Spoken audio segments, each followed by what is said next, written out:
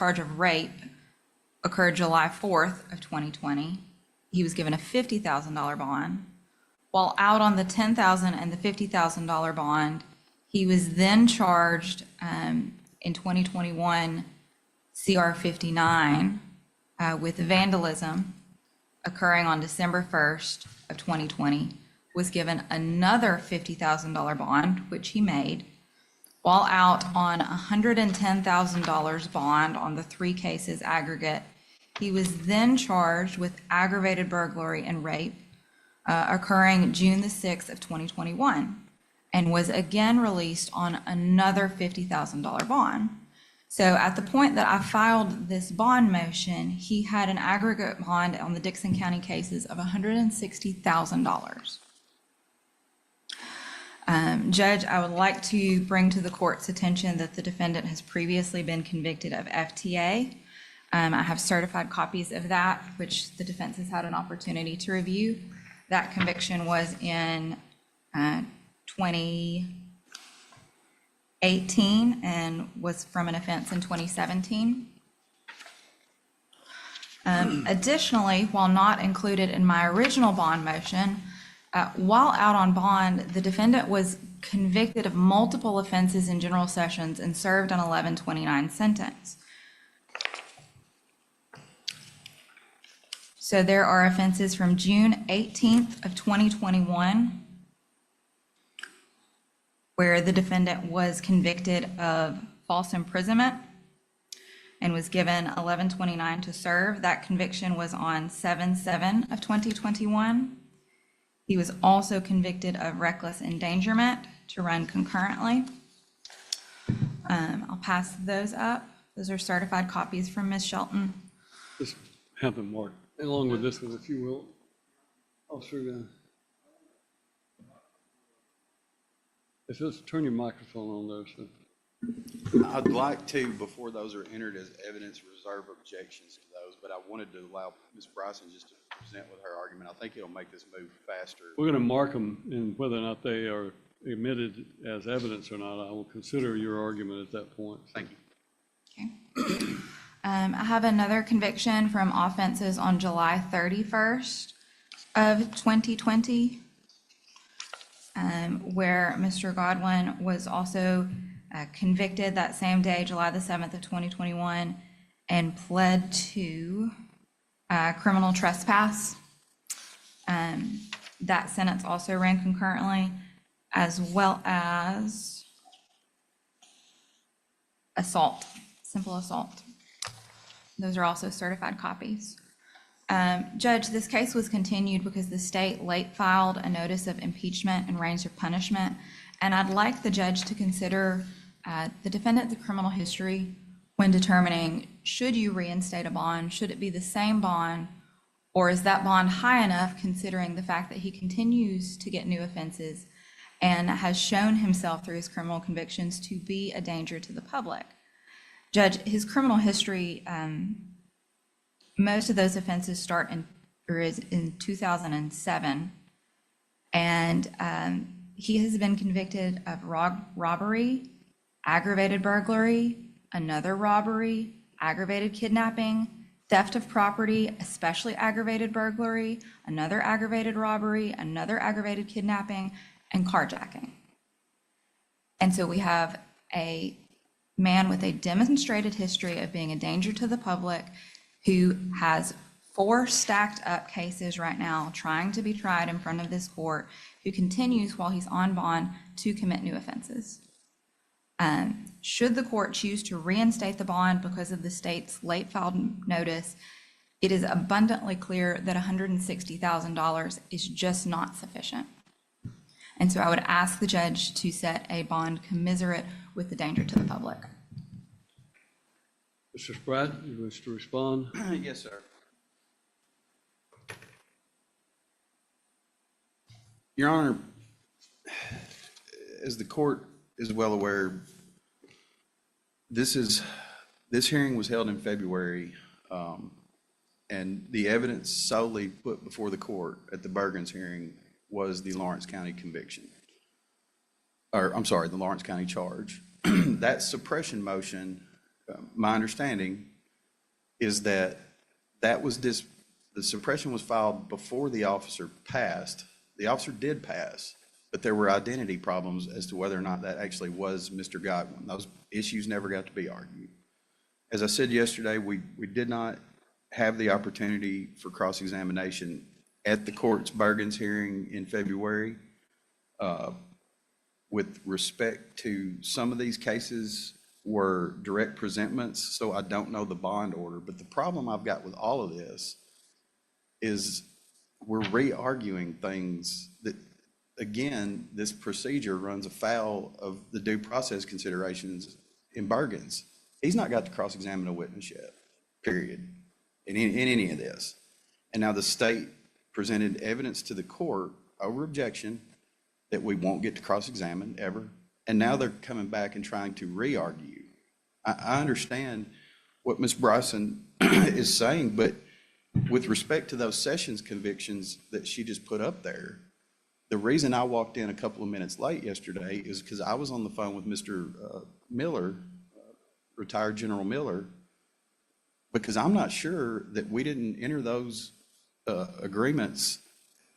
I don't recall, General Miller didn't recall, former General Miller, whether those were, as part of that, it was in lieu of a bond revocation. So I don't know. Add to that, I didn't know that we were going to get into all this stuff until 1:30 yesterday. I did not.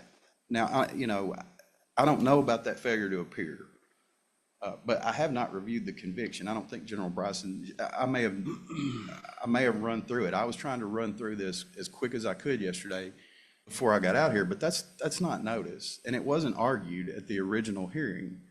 So to come in and there's nothing sworn here other than things that has already happened. He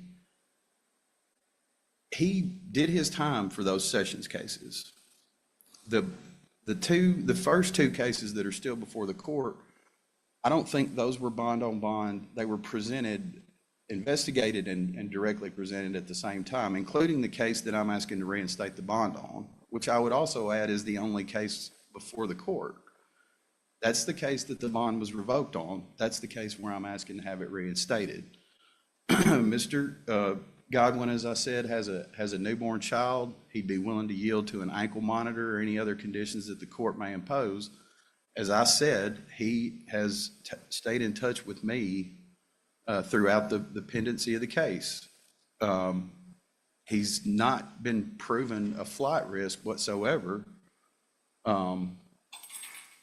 And I don't know if the court, General Bryson and I are more or less up here making arguments. And so, as I've argued before, the Bergens decision entitles you to cross-examination. And had that officer been here, I don't know that he could have identified Mr. Godwin in that case. It was a motorcycle that I don't think he could identify who it was on the motorcycle. So while some of these things that she mentioned were listed in the motion, they were never argued. He's never been able to cross-examine any of it. So, and I believe that maybe they did think this was going to go to trial when General Miller and I entered those convictions, but they didn't. And then a late filed notice of enhancement comes. This is not his. He carries the presumption of innocence on these cases that he's charged with. And I think he's entitled to bond. I don't think there's been a request in writing for the state to increase the bond, but he would yield to an ankle monitor. It would be no problem. So we're just asking that, and with respect to boobies, if they won't go back on the bond if they've been exonerated, the $10,000 bond would be fine. I could contact Ms. Sessler and see if she'd be willing to do that. But he would yield to any conditions. And if the court wants to hear testimony, we can do that. That's the reason I tried to reserve my objections so we can do this quickly. But I would object to the things that she entered as the court being entered as evidence. One, we weren't given those. I had no idea that was going to be argued until yesterday at 1:30. So I object to them trying to go back and relitigate issues that weren't litigated at the prior hearing.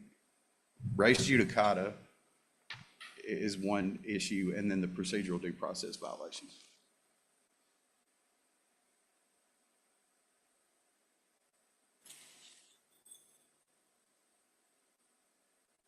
All right, first and foremost, I would point out the following, and that is that the state's motion to revoke bond, which was filed February the 12th, 2024, was citing 4011-141, subsection B, and that statute says the following.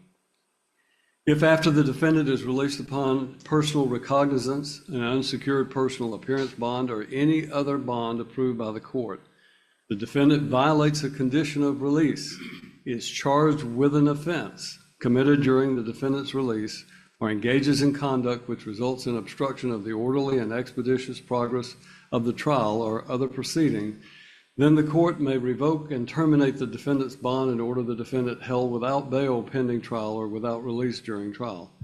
That is the statute upon which the original motion was filed. I would simply point out, it does not require that the defendant be convicted of an offense. It says where the defendant is charged with an offense committed during the defendant's release. So looking at the state's original motion revoke, in this court's opinion, my opinion was not based solely on one conviction or one charge in Lawrence County. That was the most minor of all of the charges, in my opinion. The state's motion revoke cites that he was originally, in this case that we're dealing with, charged with sexual battery and vandalism. Those happened on June 28, 2020. He was released on a $10,000 bond. While out on bond for that case, he was charged with rape that occurred on July 4th, 2020. That was after the date of the first case when he was released on bond. While out on bond for those two cases, he was charged in another case with vandalism that occurred on December the 1st, 2020, and that was a $50,000 bond. While out on bond for those three cases, he was charged with aggravated burglary and rape. Those offenses occurred on or about June 6, 2021. Again, he was released on $50,000 bond. While out on those cases, he was charged in Lawrence County and with driving on a suspended license, reckless endangerment, evading arrest. All of those were considered by this court in the original order revoking his bond. In this particular case, the Lawrence County case may have been dismissed, but the reason it was dismissed, according to this court's review of the information, was because of the fact that the defendant, defendant moved to suppress the evidence, and the court could not conduct an evidentiary hearing because the officer was, at that time, was deceased. So this court, in considering any bail motion, is not just required to consider the, required to consider the charge itself, but is required to consider all of the factors that are set forth in 4011-118.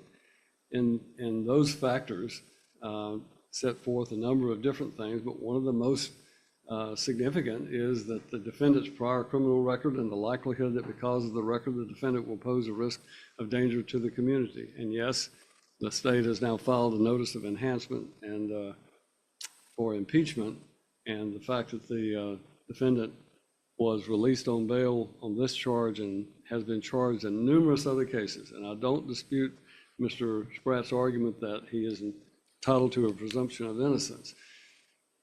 But nonetheless, it is a factor that this court must consider, is that the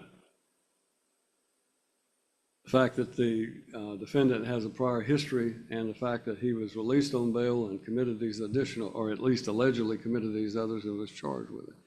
And I would simply point out there's some case law that pretty well establishes that, and this I'm citing from the State versus Mason, which is a Court of Criminal Appeals from 2016. And it is, the court states there that the trial court correctly revoked the defendant's bail based upon the need to protect the public safety after finding that the defendant threatened others, including members of the district attorney's office, inquired about purchasing guns from a pawn shop and described as being vulgar and angry. Well, he was not convicted of those offenses in that case, but he was charged with, or at least there was evidence of that, of those threats being made. I am of the opinion that the fact that he was originally on bond in this case and was charged with not one but 2 counts of rape while being on bond for a sexual battery makes him a threat to the safety of this community, and therefore the court declines to reinstate his bond in this case in order that all bonds that he has previously had in all cases are revoked.